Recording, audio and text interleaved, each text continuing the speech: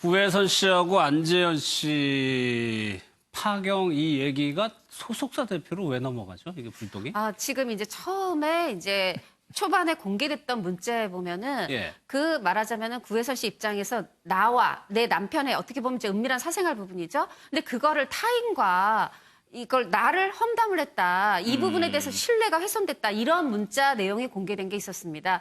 근데 이제 그 타인이 바로 이제 소속사 대표가 되면서 사실 이제 처음에 문자에도 있었죠. 내가 이사님을 만났는데 예. 듣기를 당신과 대표님이 내 험담을 했다더라. 그 험담한 메신저 내용을 내가 읽었다. 이런 내용들이 문자에 있었어요. 예. 하다 보니까 처음에 이제 대중이 아니 그 뭐 안구 커플로 불리면서 그렇게 다정해 보이던 두 사람이 뭐 이혼을 했어? 깜짝 놀랐던 충격이 있었는데 이제 하나하나 보다 보니까 어떻게 보면 원인이 알려져 있지 않다 보니까 왜 이혼했자고 원인을 찾던 과정에 예. 어떻게 보면 이런 SNS를 통해서 문자가 구체적으로 공개가 돼 있으니까 그 문자 내용 중에서 그 부분 이제 안재현 씨와 구혜선 씨 얘기를 했다는 그 소속사 대표 그 부분이 좀 부각되면서 굉장히 예외적으로 소속사 대표의 이름이 지금 뭐 예. 이틀째 계속 실검에 오르는 이런 상황인데요. 사실 우리가 이제 연예인들 이혼 얘기가 나오거나 어떤 좋지 않은 얘기가 나오면 소속사가 보통 이렇게 얘기합니다.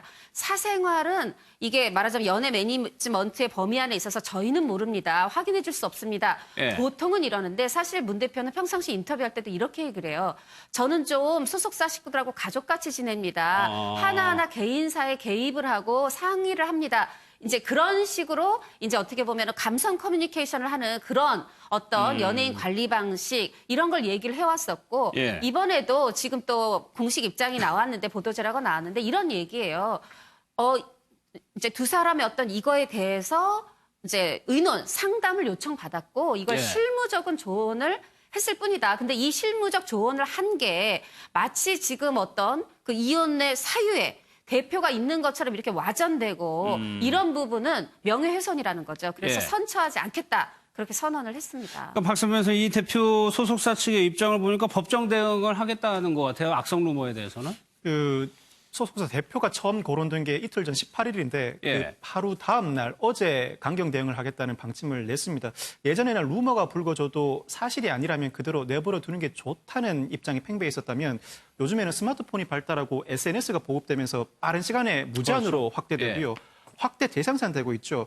실제로 고소를 통해서 한 명만 제대로 처벌을 받으면 그동안에 급속하게 올라오던 글들이 빠르게 잦아드는 것이 관련 업계에서 경험을 통해 누적돼 간 것 같습니다. 그래서 예. 이번 사건의 경우에도 해당 대표가 언급되자마자 발빠르게 법적 대응을 하겠다는 입장을 밝히고 있습니다. 소문을 막는 방법이 한 명을 고소를 하는 것이 이제 소문을 가라앉힐 수 있으니까.